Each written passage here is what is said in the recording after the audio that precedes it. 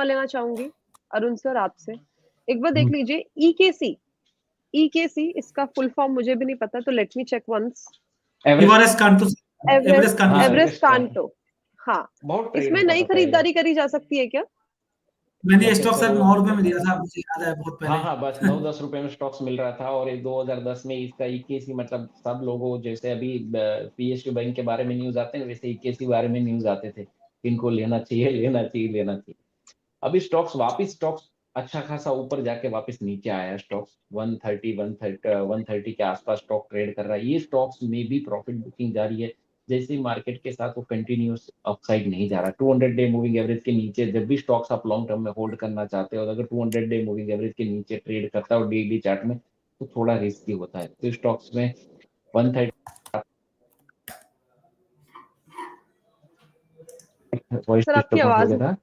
अगर आपके पास है तो बने रहिए। यस, आपके पास है तो बने रहिए स्टॉक्स में। जैसे ही 150 के ऊपर जाए तभी नया मूव बनेगा। अदरवाइज स्टॉक्स में अगर यहाँ पर नया इन्वेस्टमेंट मत करिए। जब भी स्टॉक्स एवरेज काटो का कहानी है ना, बहुत ट्राइमेटिकल रहा है, क्योंकि ऊपर जाता है तो नीचे बैठता है, तो फिर ऊपर आने में 10-12 साल निकल जाते हैं। जो ये लोकेश को अच्छा मालूम है, 9 रुपीज में लिया था तो ऊपर आने में कितना टाइम निकल गया।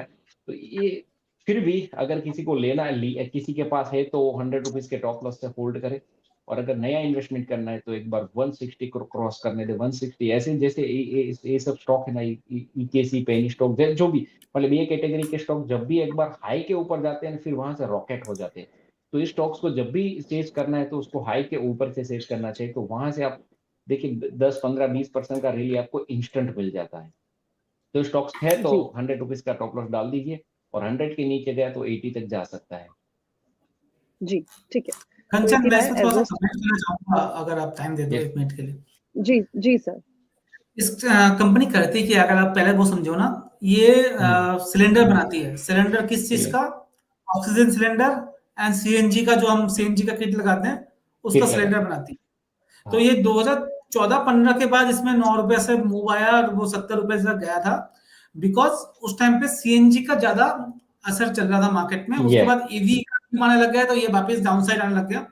पर हुआ क्या, 2020-21 में आपको याद हो कोरोना आ गया था, राइट? उस टाइम पे ऑक्सीजन सिलेंडर की कमी हो गई थी। तो ये क्योंकि ऑक्सीजन सिलेंडर बनाता है तो इनका जो सेल है वो 3 गुना बढ़ चुका था। वो सेल बढ़ के इसका जो प्रॉफिट है 400 करोड़ पहुंच चुका 2022 तक। तो उसी वजह से इसमें जबरदस्त मूव आया था। बट ज्यादातर एनालिस्ट या ज्यादातर ट्रेडर क्या कर रहे हैं, उसको एक्स्ट्रापोलेट कर लेते आगे और भी इस तरह से धंधा बढ़ेगा। मगर क्योंकि कोरोना खत्म हो गया, ऑक्सीजन सिलेंडर का डिमांड ऐसा कम हो गया, इलेक्ट्रिक व्हीकल बनने की वजह से अब ईवी में, सीएनजी में भी थोड़ा सा दिक्कत आ रही है। और आपको दिल्ली में न्यूज पता है, दिल्ली में सीएनजी को भी इतना बढ़ावा नहीं दिया जा रहा आजकल। अब ईवी में ज्यादा ध्यान गवर्नमेंट की तरफ से ज्यादा बढ़ावा दिया जा रहा है। यही बात मुंबई में भी चल रही है, यही बात गुजरात में भी चल रही है। तो धीरे धीरे इसका जो बिजनेस है उसमें एक बड़ा इंडेंट लगने का चांसेस है। अभी ऑक्सीजन बिजनेस में जरूर काम कर रहा है, वो एक प्रॉफिटेबल बिजनेस है। पर धंधा उनका वापस 2022 के बाद आधा हो गया, क्योंकि वो पीक डिमांड था। तो एक बार वो चीज समझना है कि क्यों स्टॉक में बढ़ा है और क्यों स्टॉक घट रहा है, राइट? इसी वजह से स्टॉक में अच्छा खासा करेक्शन आपको आते हुए दिख रहा है। और अभी ऑलमोस्ट डाउनसाइड हो चुका है। मैं ये नहीं बोलूंगा 10-20 रुपए आ जाएगा। 130, 120, 130 120 जो है अच्छा खासा सपोर्ट जोन है इसमें। तो आप उसके हिसाब से अपना प्लान बना सकते हो। एक स्टॉप लॉस का जो रिसेंट लो है उसका आप लगा लीजिए, नंबर 1।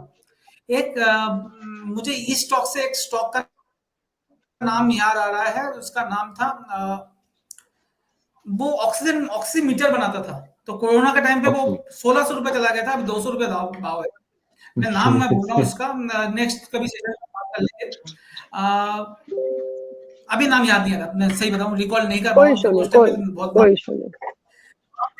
बिकॉज ऑफ ऑक्सीमीटर, क्योंकि हर बंदा ऑक्सीमीटर खरीद रहा था, तो उसको एक्स्ट्रापोलेट करके 1600 रुपए तक,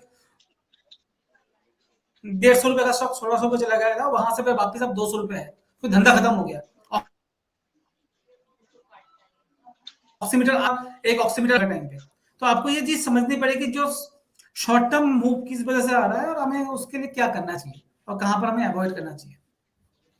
जी ठीक है, तो मेजर उस टाइम पे जो स्पाइक देखा गया था उसके पीछे काफ़ी सारे रीज़न थे जो ग्लोबल लेवल पे उस टाइम पे चीज़ें चल रही थी, उसकी वजह से इसके अंदर स्पाइक देखा गया था। बट हाँ, इस टाइम पे आपको क्या करना है, एक स्ट्रिक्ट स्टॉप लॉस को आपको मेंटेन करना है और जो राय दी गई है उसको सही तरीके से